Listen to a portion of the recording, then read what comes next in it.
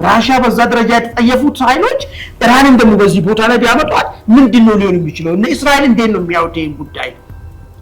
ወስተርኑ እንዴት ነው ሊያይ የሚችለው ይሄን ጉዳይ ስትል ቀጥታ ኢትዮጵያ አድቫንቴጅ እያገኘች የምትሄድበት ወደ ቀይ ባህር አካባቢ ላይ ምርጫ 97 ላይ ኢትዮጵያ አሁን ያላት ቀይ ባህር ያላት ኢንፍሉዌንስ ከጅቡቲ ያነሰ ነው። ምን አለ? ምንም እኮ የሶቪየት እኮ ተከራይተን እኮ ነው። ስለዚህ ከዛ ይልቅ እንደ እንግዲህ የትራምፕ መፈክር ኢትዮጵያን ወደ ታላቅነት እንመልሳታለን። ህዳሴ ግድብን በተመለከተ አውሮፓውያን ምንም ማየት ማቀመጥ አላቸው። ለምን? አውሮፓዊ ዩኒየን ማለት የተፋሰስ አገር አባል አይደለም። በዚህ ውስጥ የሚያገባው ነገር ይሄ ለባህር ኃይሉ ከሌሎቹ ኦሬዲ እንግዲህ የኢትዮጵያ መከላከያ ሰራዊት ሲባል ብዙ ዘርፍ አለው። ከዛ ዘርፍ ውስጥ ለባህር ኃይሉ የተሰጠው ትኩረት ትልቅ ሲሆን ስንመለከት አይ ጉዳዩ አሁንም በሀገር ደረጃ ትልቅ ፕሮጀክት ተሰጥቶታል። የሰሞኑን ነገሮች አይተናል። ቡሬ አካባቢ ያለው ጉብኝት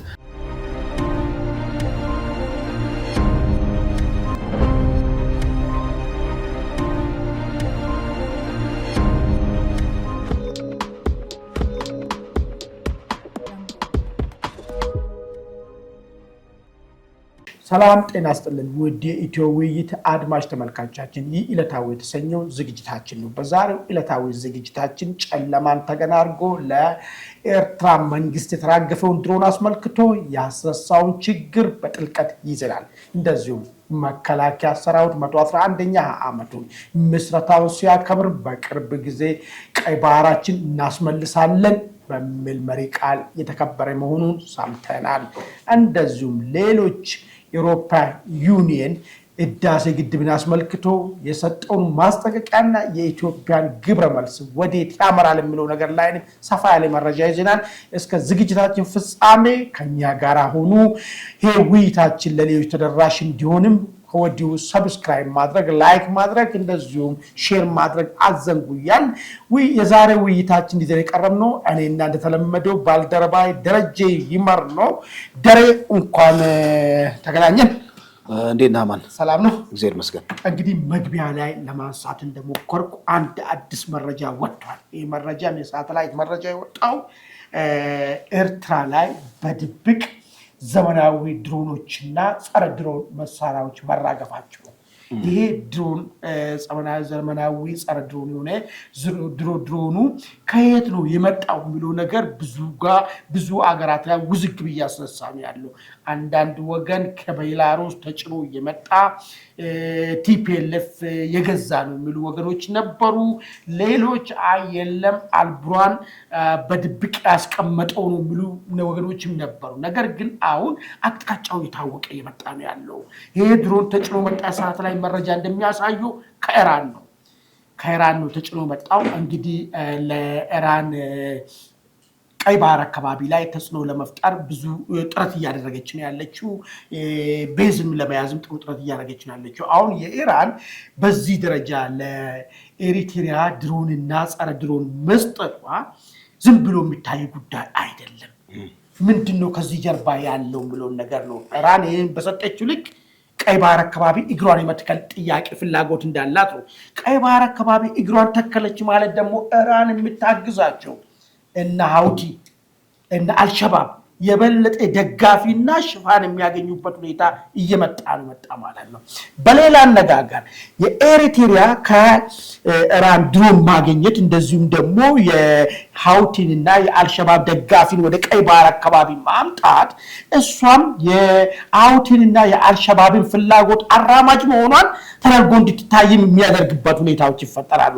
ከዚህ በፊት እንደሚታወቀው ኤሪትሪያ ቀይ ባህር አካባቢ ላይ በአሜሪካና እንደዚሁም በዌስተርን ሀገር በእስራኤል እንደ ወገን ነበር የምትታየው ሁኔታ። እሷ የምትጫወተው ጫወታ አለ።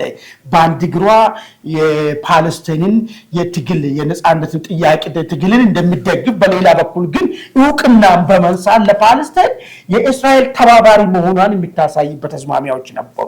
አሁን ግን ነገሩ ገፍቶ ሲመጣ ቀጥተኛ የኢራን ድሮን ለሷ መሰጠቱ ቀጥተኛ የእስራኤል ተጻራሪ ሆና መቆሟን የአሜሪካ ተጻራሪ ሆና መቆሟን ገላጭ ሁኔታውን መጣው ነው። ይሄ ነገር እንዳው ኢትዮጵያ ቀይ ባህርን አሰብ ወደብን የማስመለስ እንደዚህ ወደ ቀይ ባህር የመውጣት ጥያቄ ጋር ተያይዞ ኢትዮጵያና ኤርትራ መካከል የተነሳው ውዝግብ በዚህ ሂደት ውስጥ የኢራን ድሮን መግባቷ ምን አንድምታ አለው ብሎ ነገር እዚህ ላይ ሀሳብ ይስጥና አመሰግናለሁ። አድማጭ ተመልካቾቻችን ቻናላችን ላይክ እና ሰብስክራይብ እያደረጋችሁ አብራችሁ እንድትቆዩ በዚህ አጋጣሚ እንጠይቃችኋለን። እንዳልከው ጥሩ ነጥቦችን አንስተሃል። ኢራን እዚህ ሬድሲ አካባቢ ያላትን ተጽዕኖ በጣም በስስት አይን ነው የምታየው። ነገር ግን ኢራን ላይ አሁን ሁለት ነገር ተከስቷል የሚባለው አንደኛ የእስራኤል ጥቃት በከፍተኛ ሁኔታ የኢራንን ተጽዕኖ ቀንሷል የሚሉ ተንታኞች አሉ። ቀላል አይደለም ያ ጥቃት ማለት ነው። ሁለተኛ ኢራን ውስጥ የተነሱ የፖለቲካ ኃይሎች አሉ፣ ተቃዋሚ የፖለቲካ ተገዳዳሪ ኃይሎች። በዚህ አማካኝነት ኢራንን ከግራና ከቀኝ የመወጠር ነገር አለ። እንዲህም ሆኖ ግን ኢራን ኤርትራን የቀይ ባህር የዚህ የሆርን አፍሪካ ሳተላይት ኃይል እንድትሆን ትፈልጋለች፣ የኢራን ማለት ነው። ከዚህ ቀደም ግንኙነት ነበራቸው የሆነ ብሪፍ ታይም ቢሆንም እዚህ አሰብ አካባቢ የጀመሩት ኦፕሬሽንም ነበረ። እንዲሁም ዳህላክ አካባቢ ቤዝ እዛ ላይ እስከ መስጠት ድረስ የደረሰችበትም ሁኔታ እንደነበረ አንዳንድ መረጃዎችን ዋቢ ማድረግም ይቻላል። አሁን ግን የኢራን እርምጃ እስከዚህ ድረስ ለምን ሄደ ነው ትልቁ ነጥብ። እንግዲህ ኤርትራ ስትመለከታት ኢትዮጵያ ውስጥ ያለው የቴክኖሎጂ የበላይነት አስግቷት ነበረ። ኢትዮጵያ የቴክኖሎጂ የበላይነት አላት። የቴክኖሎጂ የበላይነት መያዝ ብቻ ሳይሆን ቴስትም አድርገዋለች። በተለያየ መልኩ በጦርነት ውስጥ ቴስት አድርገዋለች። በመሆኑም ሻዕቢያ ላይ ለመተግበር ብዙ የምትቸገርበት ሁኔታ የለም፣ ከቴክኖሎጂ ጋር ተለማምዳለች የሚል ነገር ነው። በመሆኑም አሁን ሻዕቢያ ይህንን የመሰለ ውስብስብ ቴክኖሎጂ እንደውም የኢራን በነገራችን ላይ ድሮን ተመራጭ ነው ይባላል። ራሻ ከኢራን እንደምታስገባት አይደል? ከራሻ ከኢራን ተቀብላ ዩክሬን ለማጥቃት ትጠቀምበታለች። ራሻ የማያል ትልቅ ሀገር ከኢራን ተቀበለው ማለት እንግዲህ የድሮኑን ኳሊቲ ነው የሚያሳየው። በመሆኑም ሻዕቢያ ይህንን ጥሩ የሆነ ደረጃ ላይ ያለ ወይም ደግሞ ውስብስብ የሆነ የድሮን ቴክኖሎጂ መያዙ ሌላ እጅግ በጣም አደገኛ የሆነ የፖለቲካ አንድምታ ወይም ደግሞ ቀጠናው ላይ ያለውን ክራይሲስ በእጅጉ ሊያባብሰው ይችላል የሚል ነገር በእኛም ሆነ በማንኛውም ገለልተኛ ወገን ሊተነተን የሚችል ነገር ነው፣ እንደው ሀሳቡን ጥሬው ስትመለከተው ማለት ነው። እዚሁ ላይ ግን አሁን የተራገፈው እንግዲህ በሳተላይት ተራገፈ የሚባለው አንዳንዶች ቤላሩስ የምትባለው ሀገር በአብዛኛው እነዚህ ከሶቪየት ህብረት የተገነጠሉት ሀገሮች ኢኮኖሚያቸውን የሚደግፉት የጦር መሳሪያ በመሸጥ ነው። ያን ያህል ያደገ ኢኮኖሚ የላቸውም እና ኢኮኖሚያቸው በግራም ሆነ በቀኝ ነፈሰ በአብዛኛው ጊዜ ከጦር መሳሪያ ጋር በተያያዘ ነው እና ቤላሩስም ከኛ ጋር ግንኙነት አላት፣ ሁለትዮሽ ግንኙነት አለ። ጠቅላይ ሚኒስትሩም ወደዛ ሄደ ነበር። እና አሁን ከቤላሩስ የሚለው ነገር ቀርቶ ከኢራን መሆኑ ጉዳዩም ሲሪየስሊ እንድንመለከተው ያደርጋል። ምክንያቱም የድሮን ቴክኖሎጂው ቀላል አይደለም። ኦኬ ሻዕቢያ በዚህ ይሄን የድሮን ቴክኖሎጂ በእርግጥ ከኢትዮጵያ ጋር ለሚኖረው ጦርነት ነው የሚጠቀምበት ወይስ ይሄን ድሮን ቴክኖሎጂ ለሌላ ለሶስተኛ አካል ለማስተላለፍ ነው የሚለው ነገር በደንብ መታየት አለበት። ከሻዕቢያ ቀጥሎ እንግዲህ ሻዕቢያ ልክ እንደ አቀባባይ የሆነ ሩግ ስቴት የሚባል አለ። ዝም ብሎ ህግና ስርዓት የሌለው ለዓለም አቀፍ ህግ የማይገዛ ዝም ብሎ ይሄ ዝግ የሆነ ስቴት አለ እና ልክ እንደዚህ አይነት ስቴት ነው አክት እያደረገ ያለው። ማዕቀብ ተጣለብኝ አልተጣለብኝ የሚለውን ነገር ሻዕቢያ ሰግቶ ማያውቅ ተጨንቆ ማያውቅ እና ይሄን መሳሪያ ይዞ በእርግጥ የሀውቲ ጉዳይ ትንሽ ቀዝቀዝ እያለ ነው። የአልቡርሃን ጉዳይ አለ። ለአልቡርሃን እንደ ሶስተኛ አካል ሊሆን ይችላል። ምክንያቱም አሁን በቀናት ልዩነት የዛኛው የደጋሎ ጦር የደጋሎ ድሮን ካርቱም ላይ ከፍተኛ ጉዳት አድርሷል። እዚህ ኤርፖርቱ ላይ እንደውም አስመራ ያለውን ኤርፖርት ሁሉ ታርጌት አድርጌ እመታለሁ ብሏል። በመሆኑም ለዚህ ከሱዳን ጋር ለሚኖረው እጅግ ለመረረ ኦፕሬሽን ነው ድሮን የገባው ወይስ ኢትዮጵያ በዚህ በቡሬ አካባቢ እየጀመረች ያለችውን የሚሊተሪ እንቅስቃሴ እሱን ካውንተር ለማድረግ ነው የሚለው ነገር በደንብ መመርመር አለበት። እንደው ዘን ብለን በሲናሪዮ ደረጃ ኤቢሲ ብለን የምናስቀምጠው ነገር ይመስላል። ጥሩ ነገር ነው። ምንድነው መሰለህ አሁን መሰረታዊ ነገሩ አንድ ሀገር ለሌላ ሀገር ለዛም ስማግሊንግ በሆነ በህገወጥ መንገድ መሳሪያን ለማቀባበል የራሱን አድቫንቴጅ ስኮር ሳያደርግ አያደርግም እንደዚህ አይደለም። ስለዚህ እኔ እንደሚገባኝ ከሆነ ቀጥታ ለሱዳን ለመሄድ ለአልቡርሃን ለማድረስ ከዚህ በፊትም ሲደርስለት ነበር። የድብቁ መንገድ ለማን ነው የሚሆነው? ለሀውቲ አማጺ የሚሰጥ ከሆነ ብቻ ነው። ሱዳን እኮ ፖርት ሱዳን የሚጠቀማል፣ የተለያየ ቦታዎችን ይጠቀማል መሳሪያዎችን እንቅስቃሴ ለማድረግ እንደ ፖርት እንደ የማኮብኮቢያ ቦታዎች አሉት እና እሱ ችግር ያለበት አይመስለኝም። ግን እንደዚህ አይነት ስውር ነገሮች የምታመጣ ወይ ለራስህ ስትሆን ነው ወይ ደግሞ በጣም የዓላማ ግንኙነት ሲኖር አሸባሪዎችን ፊድ ለማድረግ ነው። ሻዕቢያ ዱሮም ቲፒኤልኤፍ የሚከስበት አንድ ነገር ነበር፣ አልሸባብን ያሰለጥናል በሚል ነገር ነበር። ይሄን ሁሉ ከዓለም እንዲገለል የሆነው ነገር ማለት ነው። አላውቅም፣ እሱን ተጨባጭ መረጃ የለኝም። ግን አሁን ባለው ሁኔታ ይሄ ድሮን የሚያመላክተው ቀጥታ ለሻዕቢያ መንግስት ነው የሚሆነው። ግን ድሮኑን ሲሰጠው የሻዕቢያ መንግስት መቼም ከኢራን እንደ ሌላ ሀገር የኢኮኖሚ አቅም ኖሮት የመግዛት አቅም የለው። ይሄ ፋክት ነው። ሊሆን የሚችለው በኤክስትራ ግንኙነቱ ማለት ነው። እንትንም ሊሆን ይችላል። ምንድነው እሱ ስሙ? ባርተሪንግ ሊሆን ይችላል። ባርተሪንግ ሊሆን ይችላል። እቃም በእቃ ድሮንን በቀይ ባህር አካባቢ ቤዝ በመስጠት ምናምን ነገር ሊሆን ይችላል እንጂ ቀጥታ ካሽ ኖሮት ሊገዛ አይችልም። ግን የኢራን በዚህ ደረጃ ኤርትራ በዚህ ደረጃ ከኢራን ጋር በእንደዚህ አይነት ሂደት ውስጥ መግባቱ በሌሎች ሀገራቶች እንዴት እንዲታይ ያደርገዋል? ነው እሱ ነው በጣም መታየት ያለበት ነገር ማለት ሉክ አሜሪካ ትልቁ ነገር አልቡራንን በክፉ አይን እንዳታይ ከሚያደርጋቸው ነገሮች ለምንድነው ታውቃለህ? ጀነራል ዳጋሎን ራሻን ዋግነር የሚባለው አለ አይደል? ጦር የሚያሰለጥንለት ለራሻ ምን አይነት ቃል ገብቶለት ነው ፖርት ሱዳንን ወታደራዊ ቤዝ ሊሰጠው ነው። ከወራት በፊት አለ ይሄ በቃ ለውግንትናቸው እቅዱ ይሄ ነው። አና አሜሪካ አልቡራንን ምንም ቢሆን አልቡራንን የማይሆን ሰውም ቢሆን የሚደግፉበት ምክንያታቸው አንዱ ይሄ ነው። ሌላኛው ተጻራሪን ወደ ቀይ ባህር ይዘው እየመጣ ነው ዳጋሎን የሚለውን ነገር ስለሚከሱ ነው። አሁን በዚህ ሂደት ላይ ኤርትራ ኢራንን ጎትታ ስታመጣ በእነ አሜሪካ አይን እንዴት ነው የምትታየው? ራሽያ በዛ ደረጃ የተጠየፉት ኃይሎች ኢራንን ደግሞ በዚህ ቦታ ላይ ቢያመጧት ምንድነው ሊሆን የሚችለው? እነ እስራኤል እንዴት ነው የሚያዩት ይሄን ጉዳይ? ወስተርኑ እንዴት ነው ሊያይ የሚችለው ይሄን ጉዳይ ስትል ቀጥታ ኢትዮጵያ አድቫንቴጅ እያገኘች የምትሄድበት ወደ ቀይ ባህር አካባቢ ላይ ሌላ ለአሜሪካም ለወስተርኑ ለእስራኤል አጌንስት ፈንዳሜንታል ኢስላሚስቲክ የሆነው አጌንስት እሱ የሚቆም አንድ ጥሩ ስቴት እዚህ አካባቢ ቀይ ባህር አካባቢ መኖሩ ማለት ነው ለራሳቸው አድቫንቴጅም ጠቃሚ ነው የሚሆነው ማለት ነው። ስለዚህ የኢትዮጵያን ፍላጎትን እንዲሳካ ማለት ነው ባላቸው በሌላቸው አቅም ሁሉ ፋይናል እንዲያግዙ እድልን ይፈጥራል ማለት ነው። አሁን ሄደው እዚህ ጋር መራገፉ ነው ገብቷል። የኢራን ቀጥታ ጣልቃ መግባቷ እንዳልከው አክቹዋሊ ከኢትዮጵያና እስራኤል ያላቸው ግንኙነት አሁን በጣም በከፍተኛ ሁኔታ እያደገ ነው። ወታደራዊ ስምምነትም በተለያዩ ማዕቀፎች ያላቸው ግንኙነት እየጠነከረ ነው አይተናል። ከእስራኤል ጋር ያለው ግንኙነት በጣም ይጠነክራል። ካፒታላይዝ ካደረገው ደግሞ እንዳልከው አሁን የኢራን እንቅስቃሴ ይታወቃል። ኢራን ደግሞ አካባቢውን ለመረበሽ እንደሆነ እሱም በደንብ ካፒታላይዝ ካደረገው ለኛ አድቫንቴጅ ጉዳዩን መጠቀም እንችላለን። እሱ ነው። ውድ አድማጭ ተመልካቾቻችን ምናልባት ወደሚቀጥለው ከማለፋችን በፊት ይሄ ኤርትራ ከኢራን ድሮኖችን መቀበል መጀመሯ ኢትዮጵያ ለምታደርገው እንቅስቃሴ ቀይ ባህር ጥያቄ፣ የፍትህ ጥያቄ፣ የአሰብ ጥያቄ ለምታነሳው ነገር ተግዳሮት ነው የሚሆነው ወይስ እድል የሚሆንበት አጋጣሚ አለ? ምንድን ነው በእናንተ በኩል ያለውን እስኪ ሀሳብ በሀሳብ መስጫ ላይ ስጡን እያል ወደሚቀጥለው አጀንዳ አጠር ያለ መረጃ። የመከላከያ ሰራዊት 118ኛ በዓሉን እያከበረ ነው። ባለፈው ማክብሯል። የዘንድሮ ግን ለየት የሚያደርገው እና አጀንዳውንም ወደዚህ ለማምጣትም እኛ ያስቻለን አንድ ትኩረት የሚስብ ነገር አይናችንን ከሰሞኑ አጀንዳ አልነቀልም። እኛ ሁሌ እዚህ ጋር በተወያየን ቁጥር ሁሌ የምናነሳው አጀንዳ አለና እዛ አጀንዳ ላይ አሁን መከላከያው በትልቅ ሄድላይን ፖስተሩ ላሰርቶለት ኢቭን ክብረ በዓሉ ሲከበር ለዛ ትልቅ ትኩረት ተሰጥቶታል። መፈክሩ ምንድነው የሚለው ወይም ደግሞ አጠቃላይ የፖስተሩ መሪ ቃሉ ባህር ኃይላችን የሀገራችን ኩራት የብሔራዊ ጥቅማችን ዋስትና ነው ይላል። ፖስተሩ አናቱ ላይ የባህር ኃይል ዩኒፎርም የለበሱ ወታደሮችን ያሳያል። ይሄ ቀላል ነገር አይደለም። ማለት በሀገር ደረጃ የትኛውንም እርምጃ ለመውሰድ ስትፈልግ መጀመሪያ እንደዚህ አይነት መሪ ቃሎች ነው የሚስተጋቡት። አሜሪካ ስትመለከት አሁን አሜሪካ ለምሳሌ የምርጫ ውድድር ላይ እኮ እንትኖቹ ፕሬዚዳንቶቹ ማነው ትራምፕ ሜክ አሜሪካን ግሬት አጌን ነው እያሉ ነበር አይደል? አሜሪካን በቃ ወደ ታላቅነቷ እንመልሳለን ብለው ከዛ በኋላ ወደ ታላቅነቷ እንመልሳለን ብለው ለታላቅነቷ የሚያስፈልገውን ስራ የፖለቲካ ስራ ይሰራሉ ማለት ነው። ይሄም በሀገር ደረጃ በፖለቲከኞች አንደበት ከዛሬ አልጠፋም።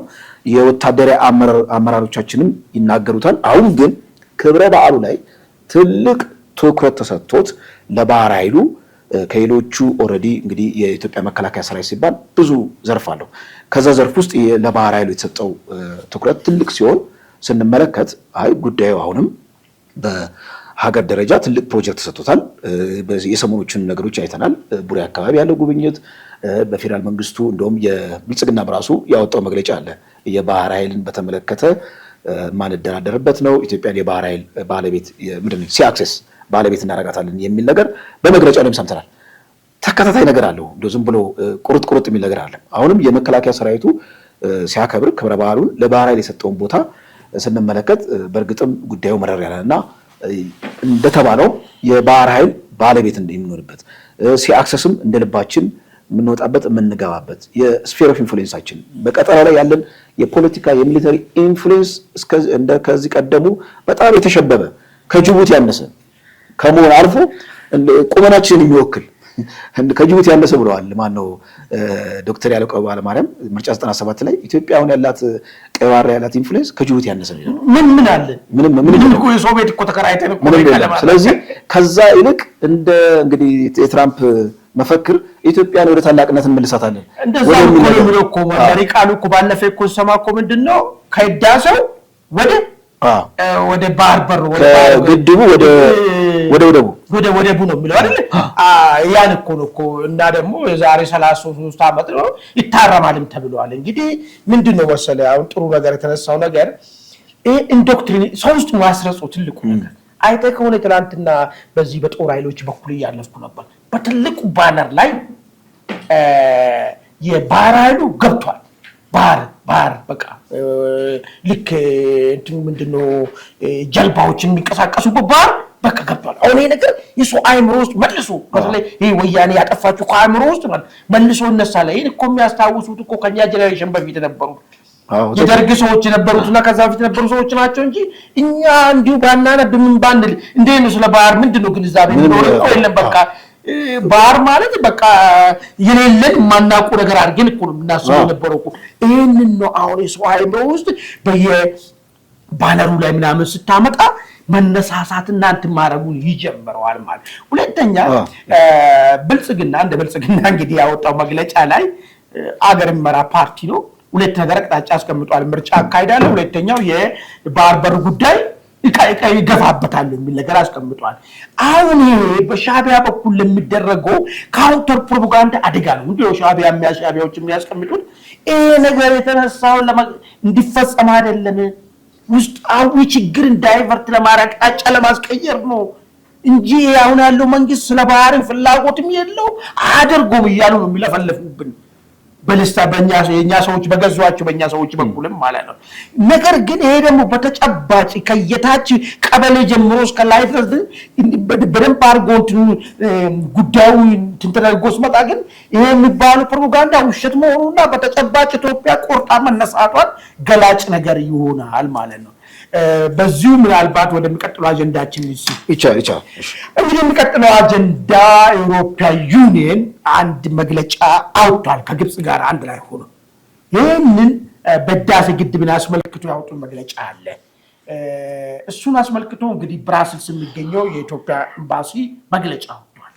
ምንድነው ጠቅለል ባለ ሁኔታው ስናየው አውሮፓ ዩኒየን ከ2021 ጁላይ ጀምሮ ያኔ የመጀመሪያው የህዳሴ ግድብ ውሃ ሙሌት ሲካሄድ ጀምሮ መግለጫዎችን ያወጣል። የሚያወጣው መግለጫዎችን ስታይ ምንድነው አሳሪ ህግ ሳይመጣ ሳትስማሙ ግብጽና ከኢትዮጵያና ከሱዳን ጋር ሳትስማሙ ውሃ መሙላት የለባችሁ የሚል አቋም ነው። በቃ ሌላ ነገር አለ በአቋማቸው ያለው ነገር ማለት ነው።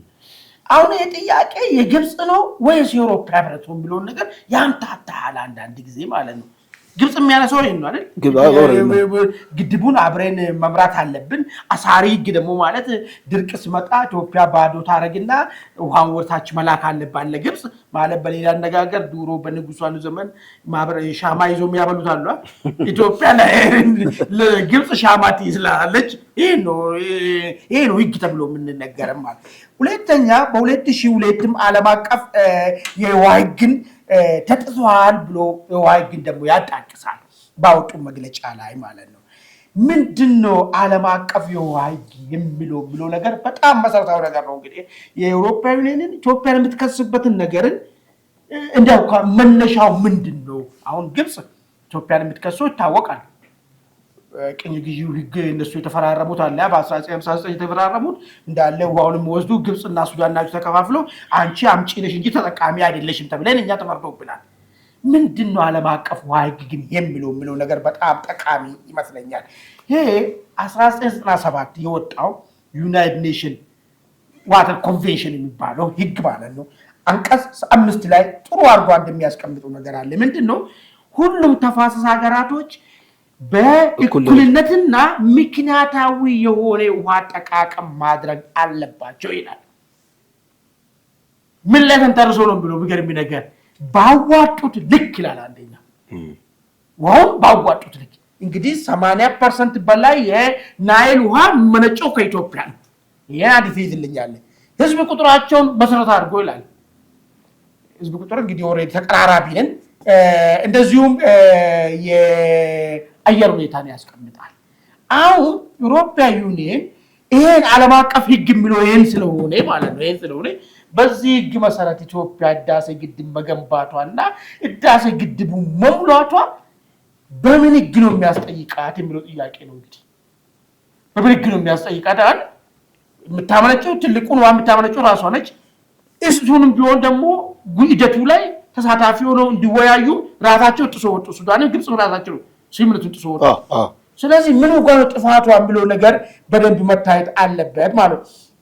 ሁለተኛ የዚሁ የ1997 አዋጅ አንቀጽ 7 ምንድነው የሚለው? ሌላ ሀገርን የሚጎዳ ድርጊት መፈጸም የለበትም ይላል። ይሄን በደንብ አድርጌ ላብራራለሁ። ይሄ ተፋሰስ ሀገር ውስጥ ያሉት ማለት ነው።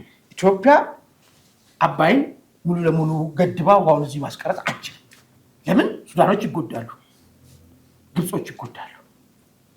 በተመሳሳይ ደግሞ ሱዳንና ግብጾች ኢትዮጵያ ህዳሴ ግድብ መገንባት አትችልም ማለት አይችሉም። ይሄ አንቀጽ ይከለክላል። ለምን? እኛ እንጎዳለን። ሁለቱም መጎዳት የለባቸውም። ያው ዊን ዊን ነው። ለምን እንጎዳለን? እኛ ውሃ እኮ ሊያገለግለን ይገባል አይደል? እኛ ውሃውን እዚህ ለነሱ ማስቀረት እንደማንችል ሁሉ እነሱም በዚህ ውሃ ላይ መስኖ ብሎ ኤሌክትሪክ ብሎ ማድረግ አችሉም ማለት አይችሉም። ይሄ ነው ብሎ ይሄ ያጣቸው ነው። እንግዲህ ኢትዮጵያ መንግስት ብራስልስ ያለው አምባሳደር እናንተ ያወጣችሁት መግለጫ ለአንድ ወገን ያደላ ነው። ይሄ ምንም ቅድም ያልኩ መግለጫ የሚለው እነሱ ያሳሪ ህግ ሳታወጡ እናንተ ቁማችሁ ለግብጽ ውሃ ዝም ብሎ ይሄድ ምናምን የሚለው አይን ነገሮችን መልቀቅ አለባችሁ ምናምን የሚለው ነገር እሱ የአንድ ወገን ያደላ ነው። በአንድ በኩል ህግ ታጣቅሳላችሁ። ህጉ ግን ብሎ በእኩልነት ላይና በምክንያታዊነት ላይ የተመሰረተ ውሃ አጠቃቀም ነው በሁለታችሁ መካከል ሊኖር የሚገባው። እናንተ ግን ምክንያታዊ የሆነውን ነገር እንኳን ሳትቀበሉ በግብጽ አድርጋችሁ ነው። ይሄ አግባብ አይደለም፣ ተቀባይነት የለውም ብሎ ግድ የለም። አውሮፓውያን ምንም ማለት ይችላል። ግን አውሮፓውያን ምን ማድረግ ይችላሉ? አሁን ዋና ፖይንቱ ምንድነው? ይሄ ብሪፊንግ ላይ አስቀመጥኩ። ኢትዮጵያ አልተቀበለችም፣ ውሃውንም ሞላች፣ ህዳሴውንም አስመረቀች፣ ቀጠለች። ምንድነው ሊያደርግ የሚችለው? አውሮፓውያን ነው ዋናው ነገር። ሳንክሽን ማድረግ ይችላል። ምንድነው ሊያደርግ የሚችለው? እሱንና ለምንድነው በዚህ ወቅት በተለይ በዚህ አሁን ባለንበት ወቅት ላይ በእንደዚህ አይነት መግለጫ ጋር አሁን ያወጡብን የሚለው ነገር ላይ የተወሰነች ሀሳብ ልስጥና ከዛ ወደ አንተ ልምጣ። ሳንክሽን በተመለከተ አድማጭ ተመልካቾቻችን ግልጽ እንዲሆን ህዳሴ ግድብን በተመለከተ አውሮፓውያን ምንም ማየት ማዕቀብ መጣል አይችልም። ለምን? አውሮፓዊ ዩኒየን ማለት የተፋሰስ አገር አባል አይደለም። በዚህ ውስጥ የሚያገባው ነገር የለም። ነገር ግን ምን ሊያመጣብን ይችላል የሚለው ጉዳይ ላይ ከኢትዮጵያ አውሮፓዊ ዩኒየን አባል ሀገራቶች ከኢትዮጵያ ጋር ያላቸውን ግንኙነት ሊቀንሱ ይችላሉ። አንዳንድ ዲቨሎፕመንታል ኤድ የሚሰሩት አንዳንድ ነገር ላይ ሊሚትና ሊከለክሉን ይችሉ ይሆናል። ነገር ግን በህዳሴ ግድቡ ጋር ቀጥታ የተገናኘ ምንም ሊያረጉ አይችሉም። ግን ኢትዮጵያ ወደ ቀይ ባህር ለመውጣት የምታደርገው ግብግብ እነዚህ ሰዎች ሌላ አቋም ሊይዙ ይችላሉ ወይ የሚለው ጉዳይ ግን አከራካሪ ደረጃ እዚህ ላይ አሳብ። እሺ፣ አመሰግናለሁ አማን። እዚሁ ለምላሹ ላይም ያስቀመጡት አለ የናይል ኮኦፕሬቲቭ ኢኒሺየቲቭ የሚል ወደ 9 ናቸው የተፋሰሱ ሀገራት የላይኛውና የታችኛው ተብለው ተካተው ኡጋንዳ ላይ ነው ያሉት የተፈራረሙት እና እዛ ላይ በጣም ታስቸግር ነበረ ግብጽ ራሱ ከዛ ከኮኦፕሬቲቭ የወጣች የኮኦፕሬቲቭን የማዕቀፉን አጠቃላይ ፍሬምወርኩን ትግበራ ላይ ተጽዕኖ ስታደርግ ነበርና ግብጽ ቀደም ብላ ነው የቅኝ ግዛት ውልን በተመለከተ እሱን ሪፈር የምታደርገው የሚል ነገር ነው። አሁን የአውሮፓ ህብረት ይህን ጉዳይ የራሴ ነው ልክ እንደራሱ አድርጎ ኢትዮጵያ ላይ ጫና ለማሳደር የሚሄድበት ርቀት እስከምን ድረስ ነው የሚለው ነገር በደንብ መመርመር አለበት። ከወራት በፊት የግብፁ የውሃ ሚኒስትር ምን ብለዋል? ካሁን በኋላ ህዳሴ ግድብን በተመለከተ የትኛውንም ዲፕሎማሲያዊ ካምፔን እንከፍታለን ብለው ነበረ እና የዛ የዲፕሎማሲው ካምፔን አንዱ አካል የአውሮፓ ህብረትን ቀርቦ ማነጋገር ነው። እንግዲህ የአውሮፓ ህብረት እንደምታውቀው ለምሳሌ ከሩሲያ ጋር ያለውን ግንኙነት ብትመለከት ሩሲያ ላይ ከፍተኛ ማዕቀብ በመጣል ከዩክሬንን ለማዳን ወይም ዩክሬን ውስጥ ያለውን አጠቃላይ ግዛትን ወደ ሩሲያ እንዲመለስ እና ሩሲያን በተመለከተ ሸምቀቆ በጣም በየጊዜው በማጥበቅ የሚታወቅ ነው። ይህን ለምን አደረገ ስትመለከተው ያው ፖለቲካሊ ካልኩሌት ያደረገው ነገር ነው። ከብሔራዊ ጥቅሙ ጋር በተያያዘ የሩሲያ አዛጋገን ነው መውጣት ብዙ ችግር ያመጣል ብሎ ስላሰበ ሊሆን ይችላል። ደግሞ ከኔቶ ጋር የሚያዝም ነገር ነው። አሁን ግብፅን በተመለከተ ኢትዮጵያ ላይ ተጽዕኖ ለማሳደር የአውሮፓ ዩኒየን በአጠቃላይ በጥቅም ደረጃ የሚያገኘው ጂኦፖለቲካሊ ሊሆን ይችላል ወይም ደግሞ ኢኮኖሚክ ፋይዳ ሊሆን ይችላል። ከዛ አንጻር ካልኩሌት አድርጎ የሚደርስበት እርምጃ ነው እንጂ ምናልባት እኔ የዲፕሎማሲው የነሱ የካምፔን የዲፕሎማሲው ጥንካሬ ያመጣው ፍሬ ነው ይሄኛው የተመለከት ነው እና ከኛ የተመለሰው ምላሽ ግብረ መልሱ በአዎንታዊነት የሚወሰድ ነው። ከዛ ባሻገር ግን እነዚህ ፖሊሲ ሜከሮችን የአውሮፓ ዩኒየን ፖሊሲ ሜከሮችን ትልልቅ ፊገሮችን ቀርቦ ማነጋገር፣ ስለ ጉዳዩ ሁኔታ ካምፔን ማድረግ፣ ሎቢ ማድረግ ትልቅ ስራ መሰራት አለበት። ዓለም ላይ ካልጮክ እውነት ስለያዝክ አይደለም እና ስለ ጮክ ነው የምትሰማው የሚባል አባባል አለ። እውነት ብቻ ስለያዝክ አይደለም። እኛ እውነት ይዘናል፣ ግን መጮህ አለብን። በቻልነው ድረስ በዲፕሎማሲው ረገድ መጮህ አለብን። የአውሮፓ ዩኒየን ዝም ብሎ ከመሬት ተነስቶ ውሳኔ አይወስንም።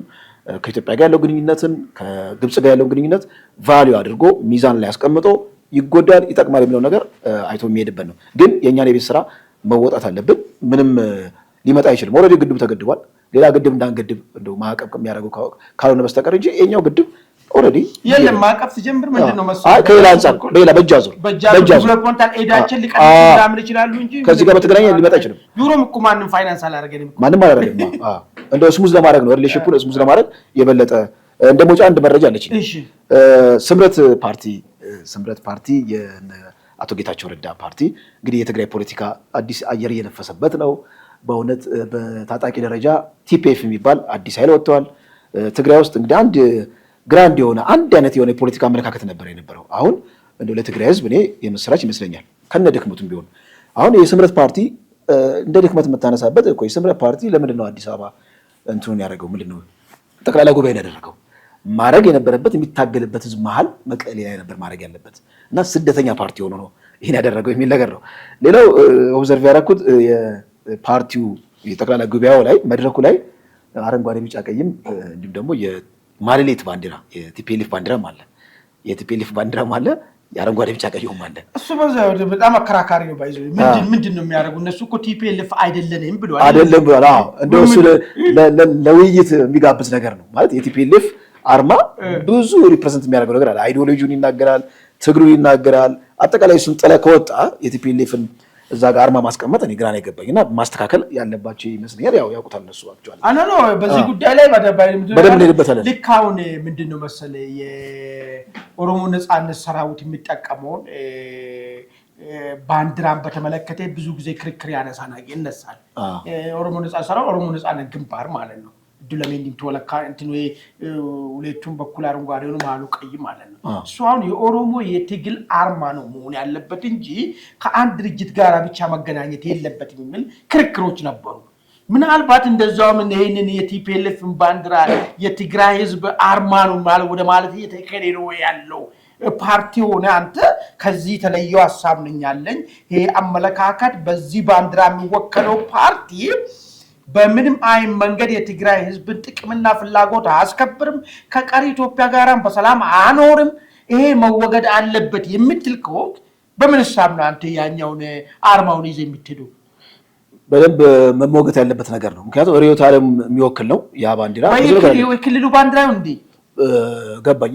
በክልል ባንዲራ እሳቤ ምናልባት አሁን ኢትዮጵያ ውስጥ አንዱ ነው የትግራይ ክልል ባንዲራ ይሁን እዛ ጋር ያየ ነው ያየሁት። እንግዲህ ማጣራት አለብን፣ እንግዲህ በደንብ ማጣራት አለብን።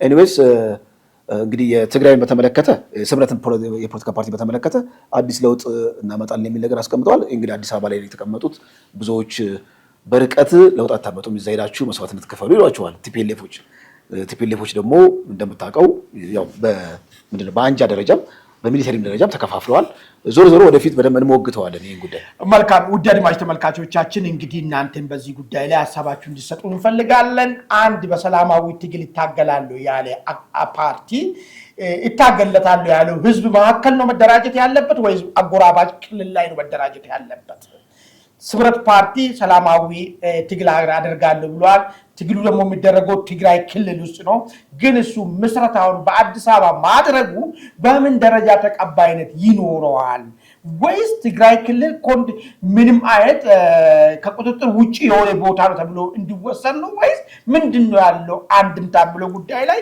እስቲ የራሳችሁን ሐሳብ ስጡን ይያል እንግዲህ የዛሬው ዕለታዊ ዝግጅታችን እዚህ ላይ እናጠቃላለን በሌላ ጊዜ እስክንገናኝ ድረስ መልካም ጊዜ